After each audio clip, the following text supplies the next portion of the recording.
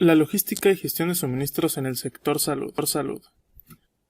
En las operaciones de emergencia, la logística es requerida para apoyar la organización e implementación de las acciones de respuesta, para que éstas sean no solamente rápidas, sino también ágiles y efectivas.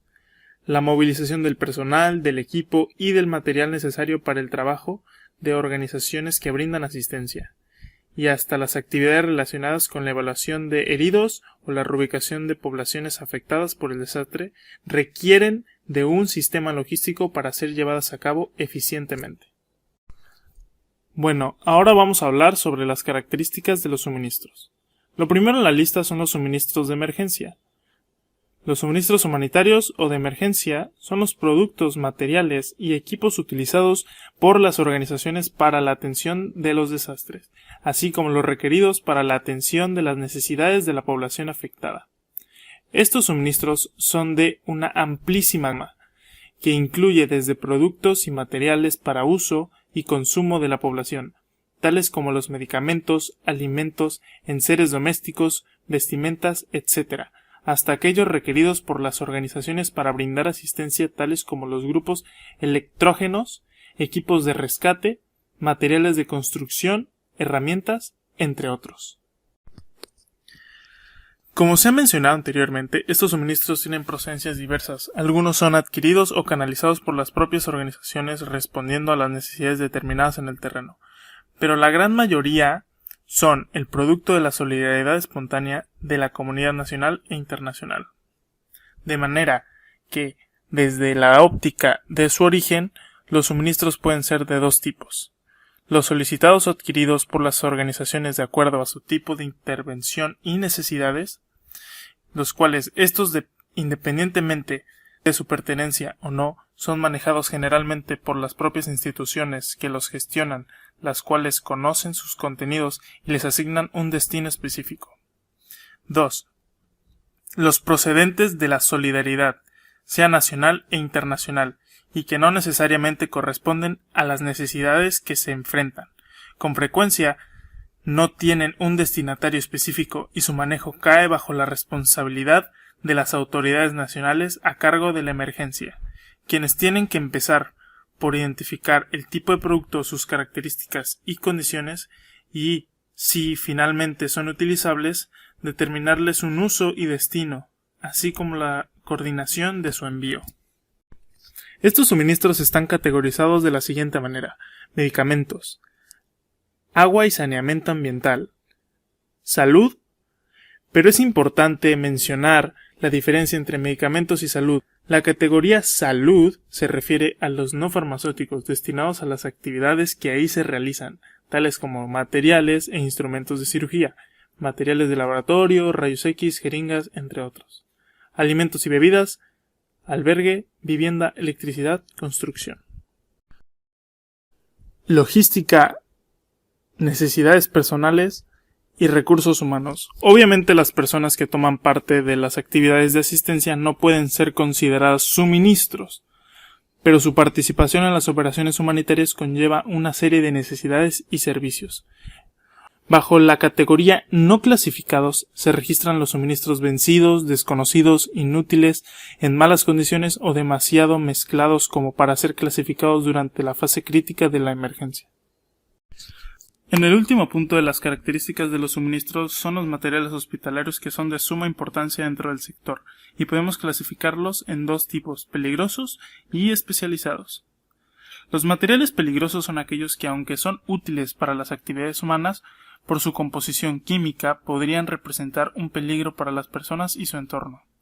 Estos materiales, tales como los combustibles, los productos clorados, el gas de uso doméstico, oxígeno, reactivos de laboratorio, utilizados rutinariamente y que también se necesitan durante las emergencias, requieren de un cuidadoso manejo para evitar lesiones a las personas, incendios, explosiones, envenenamiento, contaminación, entre otras cosas.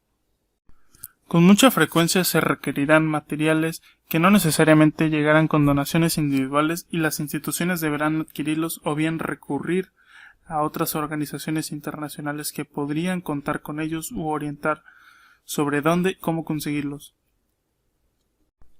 El siguiente punto a cubrir es el abastecimiento. Los suministros que se utilizarán para atender la emergencia provienen de distintas fuentes, ya sea que las organizaciones los adquieran directamente, que sean donados por la comunidad nacional e internacional o prestados por colaboradores. Si se decide adquirir los suministros por medio de un proveedor, tiene que tomarse en cuenta un factor muy importante, y ese es el punto de compra. Este puede ser tanto local como internacional, y tomado en cuenta esta modalidad hay que tener en cuenta algunos aspectos. Para la compra local depende de criterio diverso, tales como la disponibilidad local de los productos requeridos, la calidad y la cantidad de lo que se puede encontrar localmente, la urgencia con la que se necesitan dichos productos contra el tiempo para hacerlo llegar desde el extranjero, pero en todo caso se deben verificar la relación costo-calidad, para lo cual es importante contar con asesoría técnica. La compra voluminosa de un producto específico podría eventualmente significar un efecto negativo en el mercado local o en el acceso de la población a este producto. Por otra parte, comprar localmente favorece la recuperación económica de la región afectada. Como es frecuente tener problemas de espacio para el almacenamiento, algunas veces se puede negociar con el vendedor local para que el producto comprado sea guardado en sus propias instalaciones y sea despachado contra solicitudes. Compra externa. Con frecuencia la disponibilidad local de artículos específicos representa una dificultad o la calidad-cantidad de los artículos disponibles localmente no es lo suficientemente buena para llenar con eficiencia las necesidades. En estos casos, las compras externas son la opción. Por último, una forma extra de obtener suministros es mediante los préstamos, personas, organizaciones o empresas privadas que canalizan su contribución mediante la modalidad de prestación gratuita de servicios o el préstamo de equipos y materiales durante la fase específica de la atención de la emergencia.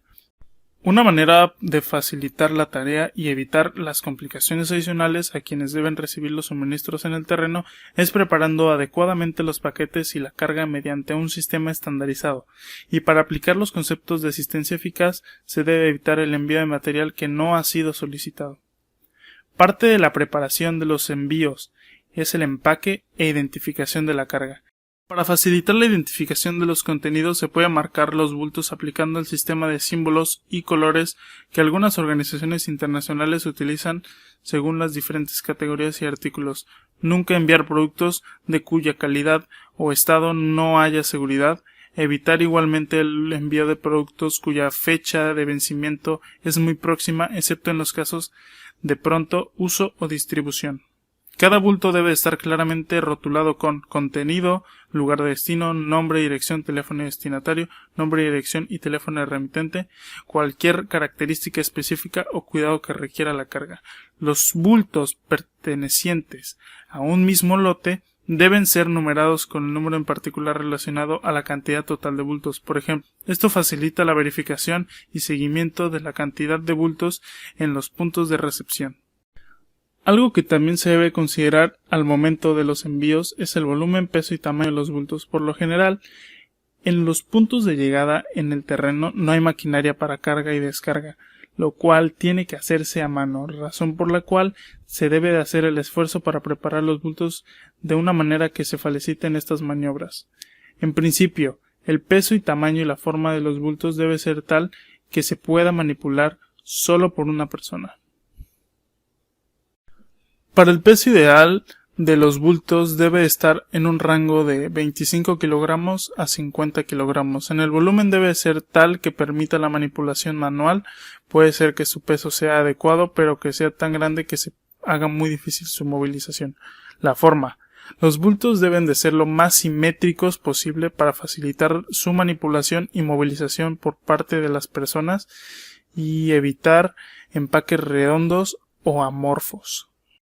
Quienes reciben los envíos necesitan hacer los preparativos necesarios para la recepción de la carga, lo cual implica, además de buscar un sitio para su almacenamiento, transporte en caso de transbordos, personal para manipular la carga, entre otros. Algunos de los aspectos que deben ser notificados al destinatario son respecto a la carga, sobre el medio de transporte, respecto al itinerario. Los envíos nacionales normalmente requieren menos documentación que los internacionales. Deben ir acompañadas de un manifiesto de carga o guía de transporte que describe el cargamento y otra información sobre los suministros enviados. En los envíos internacionales, la carga viaja acompañada de un conocimiento de embarque y su respectivo manifiesto de carga o guía de transporte preparados por la compañía de transportes. La guía de transportes utilizada por la compañía es para su propio uso y para los procedimientos de aduana. De esta manera, los sitios de ingreso y de recepción son igualmente diversos. Los suministros y donaciones llegan de diversas procedencias y por diferentes medios. Los sitios de recepción son los centros de acopio o recolección instalados por las organizaciones y sectores privados y particulares para recibir las donaciones. Pueden funcionar también como un lugar de tránsito, preparación y empaque de envíos, aunque en algunos casos se trata de bodegas mismas de las organizaciones. Pueden estar situadas afuera o en la misma región afectada. Cuando llegan embarques del extranjero, lo más conveniente es contratar a una agencia de trámites aduaneros para que se ocupe de todas las formalidades de aduana. Sin embargo, esto no siempre es posible, dependiendo del país, las circunstancias, de manera que es importante saber que todos los cargamentos internacionales están acompañados obligatoriamente y como mínimo de los siguientes documentos, los cuales son necesarios para retirarlos de la aduana, los cuales son conocimiento de embarque, manifiesto de carga y lista de contenidos. Otros documentos que pueden acompañar dependiendo de situaciones específicas son certificados de donación, certificado fitosanitario y declaración de materiales peligrosos. La compra, venta y transporte internacional de bienes están regidos por los términos del comercio internacional, conocidos como Incoterms. Estos sirven para determinar las condiciones en que se hace la transacción e identificar las responsabilidades y compromiso tanto del vendedor como el comprador en cuanto a costos y riesgo de la mercadería, lugar de entrega, entre otros. Por eso, cuando se adquieren productos, sobre todo en el extranjero, es muy importante tener claro cuál Incoterm se está aplicando a la transacción. A la hora de descarga, las provisiones por lo general en el terreno no se cuentan con un equipo hidráulico para la manipulación de la carga, y hay que echar la mano a la fuerza y al ingenio. Y es importante saber el tipo de vehículo y características de la carga que se va a recibir para poder planificar adecuadamente su recepción. El cargamento debe ser verificado en el momento de su recepción y descarga. Si se pospone, es posible que nunca se haga o sea demasiado tarde para identificar o solucionar anomalías y señalar responsables. Esta verificación debe incluir como mínimo conteo de paquetes y verificación de peso, correspondencia de contenidos, estado general de carga y faltantes.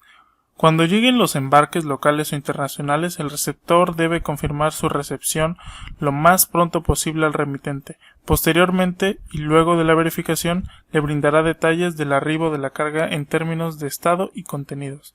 La función de los documentos que acompañan a la carga es facilitar su gestión y control. Es siempre necesario hacer el control cruzado entre la verificación documental, es decir, lo expresado en papeles, y la verificación física, es decir, la comprobación visual de los suministros recibidos.